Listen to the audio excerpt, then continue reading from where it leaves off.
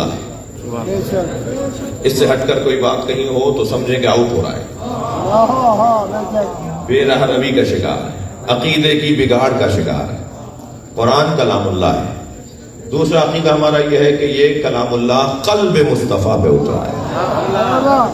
یہ جہاں اترا ہے وہ سرکار کا وجود ہے. تیسرا ہمارا عقیدہ یہ ہے کہ قرآن کا من الا فی زیر زبر نہ زیادہ ہے نہ کم ہے, جیسا تھا ایسا ہی ہے. اِنَّا نَحْنُ نَزَّلْنَا الذِّكْرَ وَإِنَّا لَهُ لَحَافِظُونَ. ہم نے اس ذکر کو, قرآن کو نازل کیا ہے اور ہم ہی اس کی حفاظت کرنے والے ہیں. قرآن میں تحریف نہیں ہے, نہ سنی قائل ہے نہ شیعہ قائل ہے. یہ کوئی تیسری طاقت ہے جو شیعوں سے کہلواتے ہیں کہ سنی قائل ہے, اور یہ کوئی تیسری طاقت ہے جو سنیوں سے کہلواتے ہیں کہ شیعہ قائل ہے. جی ہمارے یہاں بھی کچھ لوگ ہیں جو بڑے دلائل رکھتے ہیں کہ اہل سنت قائل ہیں. غلط بات. ایسے کچھ لوگ ہیں جو اہل سنت میں سے قائل ہیں, کہتے ہیں کہ شیعہ قائل ہے. اچھا قائل نہیں کہتے ہیں شیعہ, بعض شیعہ کہتے ہیں سنی, وہ خود نہیں کہتا. بھائی وہ کہنا کہ میں قائل ہوں, تب تو بات بنے گی, تب تو بات ہوگی, تب تو اس سے گفتگو کی جائے.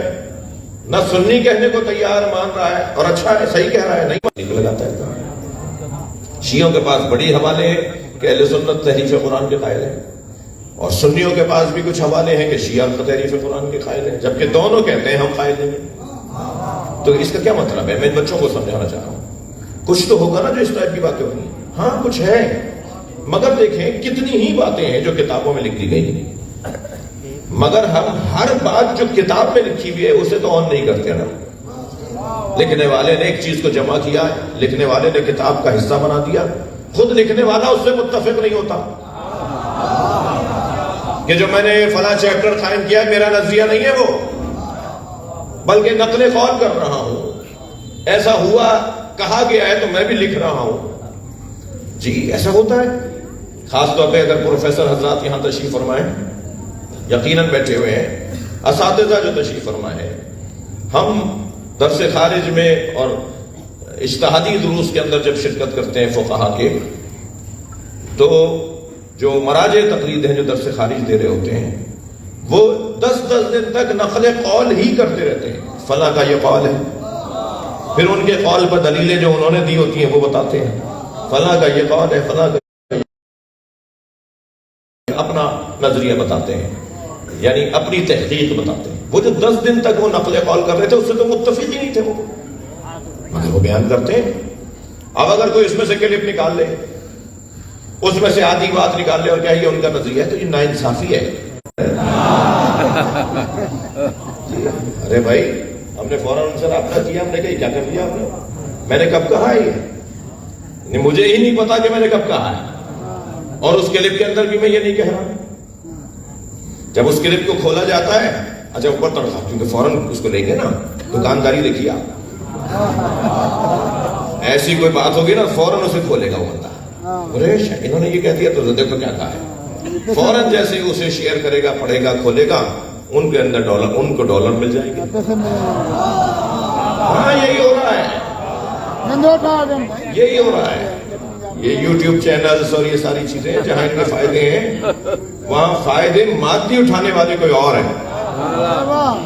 جی تو وہ تو بعد میں آپ دیکھیں گے. اچھا جب اندر جاتا ہے وہ کھولتا ہے, اوپر تو لکھا ہے کہ یزید اللہ قادر ہے, معاذ اللہ, معاذ اللہ, اس پہ تو ہم قائل ہیں اللہ قادر ہے, مگر اللہ قادر ہے معاذ اللہ وہ چاہے تو.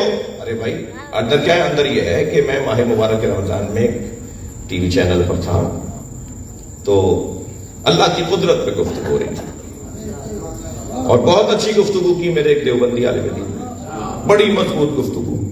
اور جب نمبر ہمارا آیا, نوبت ہماری آئی, چراغ محفل ہمارے سامنے رکھا گیا, تو انہوں نے جو قدرت الہی پر بات کی اس میں ایک جملہ یہ آخر میں کہہ دیا, اللہ قادر ہے. تو میں نے ان سے کہا مولانا آپ نے قدرت پر بڑی اچھی گفتگو کی, اللہ قادر ہے, آپ اللہ کے قادر ہونے کو سمجھا رہے تھے مگر خود بھول گئے تھے کہ اللہ عادل بھی ہے. جو قادر ہے وہ عادل بھی تو ہے. یہ کیسے ممکن ہے کہ وہ قادر ہو اور ظلم کر کے یزید کو جنت میں بھیج دے؟ صلوات پڑھے محمد و آل محمد.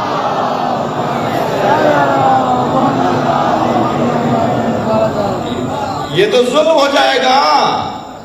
کس کے ساتھ ظلم ہوگا؟ حسین کے ساتھ. یہ کس کے ساتھ ظلم ہوگا؟ خود یزید کے ساتھ، کہ اس کی وہ جگہ نہیں ہے، اسے وہاں بھیج دیا. نہیں لے رہے میری بات آپ. اللہ اگر یزید کو جنت میں ڈالے گا تو یہ خود یزید کے ساتھ ظلم ہے، یہ اس کی جگہ ہی نہیں ہے. صلوات پڑھنے نبی اور آل نبی پر.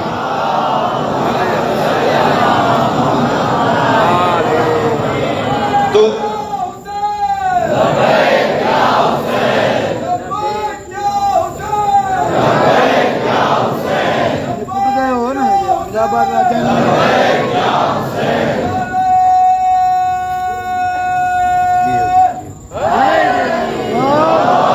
وہی بلند اور صلوات نبی اور آل نبی.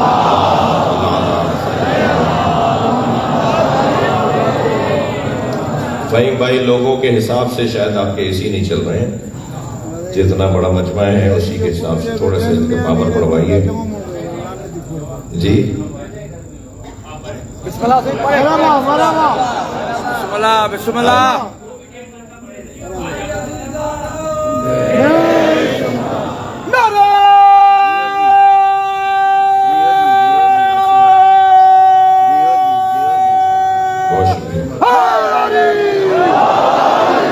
بات آگے بڑھے.